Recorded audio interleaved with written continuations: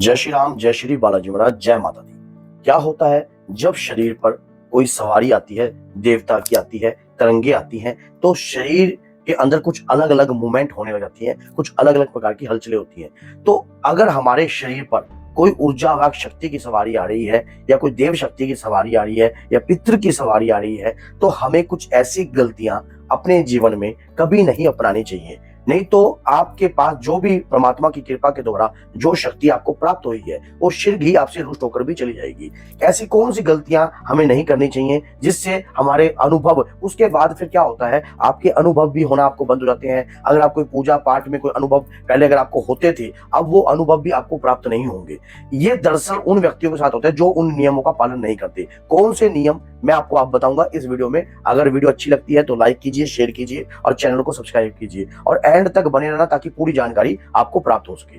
क्या होता है कि जब शरीर पर सवारी क्या होती है, पहले तो ये जान लीजिए। जब कोई देवता की सवारी हमारे शरीर पर आती है या कोई देवी की सवारी हमारे शरीर पर आती है, तो हमारे शरीर पर अगर किसी शक्ति ने हमें चुना है तो कुछ ना कोई उद्देश्य के लिए तो जरूर चुना होगा, नहीं तो ऐसी सवारी कभी भी नहीं आती है। और आपको पहले सवारी खुलकर आती थी, अब वो सवारी नहीं आती है, क्योंकि कई व्यक्ति इस प्रकार की गलतियां कर देते हैं जिसके कारण जो है सवारी रुष्ट हो जाती है और फिर वो शक्ति आपके शरीर पर आती नहीं है। वो गलतियां कौन सी होती हैं, आज मैं उस गलतियों से रूबरू हूं। कुछ गलतियां आपको अपने जीवन में नहीं करनी चाहिए। और सबसे पहली बात, कुछ नियम बनाकर चलना चाहिए। जब भी कोई ऊर्जा आपके शरीर पर आती है तो एक बात याद रखना, ये ऊर्जा आपकी नहीं है, ये स्वयं आपके इष्ट ने आपसे प्रसन्न होकर, आपकी भक्ति से प्रसन्न होकर आपको प्राप्त कर रही है। और ये उस शक्ति की तरंगे, उस शक्ति की कृपा आपके शरीर पर आ रही है। अगर आप इस शक्ति को अगर आप खो देते हो किसी कारणवश, किसी ऐसे कारणवश आप इस शक्ति के साथ ऐसा कार्य कर देते हो जिसके कारण ये शक्ति रुष्ट हो जाती है, तो ये जीवन में आपके पास कभी भी नहीं आएंगे, आपको छोड़ के चली जाएंगे।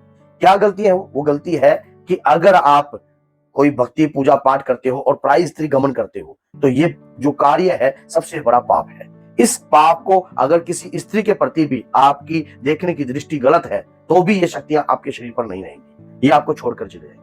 दूसरी बात ये, जब कोई शक्ति हमारे शरीर पर आती है या कोई कृपा हमारे शरीर पर आती है, तो वो हमारे बुलाने से नहीं आती, वो शक्ति स्वयं हमें उस कार्य के लिए, उस उद्देश्य के लिए चुनती है। लेकिन जब हम उनके उद्देश्य पर खड़े नहीं उतरते हैं, मान लीजिए कोई कृपा आपके शरीर पर आई है और धर्म के प्रचार के लिए आई है, आप उसके दौरान धर्म का प्रचार ना कर उस शक्ति को गलत राह में मोड़ देते हो, गलत कार्य करने के प्रति सोचने जाते हो, जैसे कि कुछ गलत प्रकार की तरीके से धन कमाने के प्रति आपकी लालसा उभर जाती है, तो शक्ति कोई एक व्यक्ति के लिए नहीं है, एक व्यक्तिगत विशेष के लिए नहीं होती है।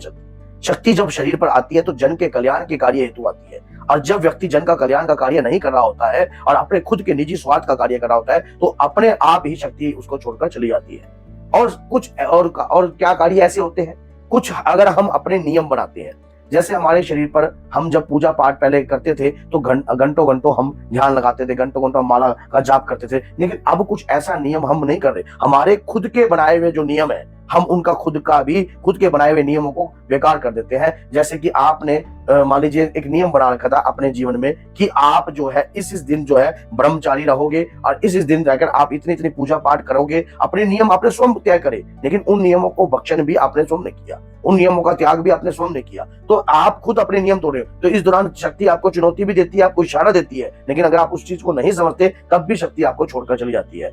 अब ये होता है कि अगर आपके शरीर पर कोई भी सवारी आती है, सवारी किसकी आएगी? पहला नंबर, आपके परिवार के अंदर अगर कोई देव पितर है, जैसे कि मान लीजिए किसी ने काफी लंबे समय से आपके परिवार में भक्ति पूजा पाठ करी हुई है, काफी भक्ति पूजा पाठ करी है और उस पूजा पाठ से वो शक्ति प्रसन्न होकर, अब वो शक्ति कहीं जाती तो नहीं है, परमात्मा की शरण में ही जाती है। जिसने अपने जीवन में मान लीजिए हनुमान जी की भक्ति करी और तो मरण उपरांत भी बाबा की शरण में ही जाएगा। अब वो आपके परिवार का तो है, लेकिन वो चाहता है कि मेरी पीढ़ी में भी प्रभु का नाम लिया जाए, तो वो तरंग रूप में, कृपा रूप में आपके शरीर पर जरूर आएगा। तो ये आपके पितृ की शक्ति हो गई और आपके शरीर से अचानक ही राम सिया राम सिया राम, इस प्रकार से आपका पूजा के दौरान शरीर हिलने लग जाता है, शरीर पर एक तरंगे उत्पन्न होती है, एक अलग सी मूवमेंट होने लग जाती है आपको, जिस मूवमेंट के बारे में आपको पता ही नहीं है ये मेरे साथ हो क्या रहा है। तो अगर इस प्रकार की संगीत, जो क्या है ये आपके पितरों की कृपा है। इसको भी एक पितृ सवारी के रूप में आप कह सकते हो। देव पितृ भी आपके परिवार के आते हैं, खानदान के अंदर बड़ी से बड़ी शक्तियां होती हैं जिन्होंने मानो आपके माध्यम से कुछ ना कुछ करवाना होता है, क्योंकि आपकी आत्मा सरल है। शक्ति आपको कहां से पहचानती है? यहां से नहीं, आपके हृदय से। जब आपके भगवान के प्रति, आपके इष्ट के प्रति आपके भाव एक अलग होंगे और आपके अंदर एक ऐसा होता है जिसको कर्मा कहते हैं, अगर करुणा आपके अंदर छिपी है, दया आपके अंदर छिपी है, तो शक्ति आपके शरीर पर जरूर आती है। फिर उसके बाद क्या होता है कि जब शुरू में ये चीजें आपके ऊपर दिखती थी, अचानक ही आप शक्ति के अहंकार में ऐसे मत हो गए कि अब वो चीजें, आप उन चीजों का पालन नहीं करते हो, नियमों का पालन नहीं करते हो और कुछ ऐसे कार्य करते हो जिसके कारण शक्ति रुष्ट होती है। तो ऐसे कार्य हमारे खुद के बनाए हुए नियम होते हैं, तो अगर हम उस चीज को त्याग देते हैं तो क्या होता है कि शक्ति रुष्ट हो जाती है। अब आ जाती है कुल की शक्ति। कुल की शक्तियों की कृपा की सवारी भी आती है जब आपके कुल के अंदर किसी भी भक्ति भाव पूजा करी होती है किसी ने, और कुल की शक्ति के रूप में वो आपके शरीर पर जरूर वास करती है। अब आप कुल में मानो देवी देवता की पूजा जो है आपका फर्ज है कि आपके खानदान के अंदर आपकी मान लो माँ दुर्गा की पूजा होती थी, या माँ वैष्णो की होती थी, या माँ ज्वाला देवी की पूजा होती थी, या माँ चिंतपूर्णी की पूजा होती थी, नैना देवी की पूजा होती थी, तो आपका भी उतना ही फर्ज है, या माँ शाकुंभरी की पूजा होती थी, तो आपके खानदान के अंदर उस पूजा को बरकरार रखना। अगर वो पूजा अगर आप बंद करते हो और खुद आप मानो खुद भी बंद करते हो और घर में किसी भी प्रकार का प्रचार नहीं करते, खानदान में प्रचार नहीं करते, लोगों के लिए प्रचार रूप में कार्य नहीं करते हो, तो भी शक्ति आपको अनुभव नहीं देगी और आपसे रुष्ट हो जाएगी। अब आ जाती है कि देव की कृपा और शक्तियां। जब हम अपने इष्ट आराध्य की पूजा याचना करते हैं गुरु के सानिध्य से जुड़कर, तो हमारे शरीर पे तरंगे कृपा और उनकी मनोशक्ति हमारे शरीर पर आती जाती है। और जब वो शक्ति हमारे शरीर पर आती है तो हम अपने बनाए हुए नियमों को खंड करके खुद उस शक्ति को रुष्ट करते हैं। रुष्ट करने उपरांत वो शक्ति हमें छोड़कर चले जाती है। जब भी कभी कोई भी सवारी आपके शरीर पर आ रही है, नियम आप स्वयं बनाओगे, अगर आप उन नियमों का भक्षण कर दोगे तो शक्ति आपके साथ नहीं रहेगी, आपकी सवारी आपको आपसे छोड़कर चली जाएगी। आपको कुछ ऐसे नियम बना के, मान लीजिए आप 1 घंटा पूजा कर रहे हो तो 1 घंटा जितना आप कर सकते हो उतना ही कार्य आपको करना चाहिए कि मैं आपको मंगल और शनिवार के दिन ब्रह्मचारी रहकर आपका आह्वान करूंगा, आपको मेरे शरीर पर आना है, जन के कल्याण के लिए मैं आपको लगाऊंगा और अपने, ताकि लोगों का कल्याण किया जा सके आपकी कृपा के माध्यम से। तो इस प्रकार से भी आप शक्ति को, और नियम किसने बनाए? आपने स्वयं ने बनाए, तो उस नियमों पर अगर आप उन नियमों का खंड कर दोगे तो कहां से शक्ति आपके शरीर पर रह जाएगी? वो तो आज नहीं तो कल आपको छोड़कर जाएगी। इसी प्रकार से आप, अगर कोई सवारी आपके शरीर पर आती है तो ये बहुमूल्य शरीर है,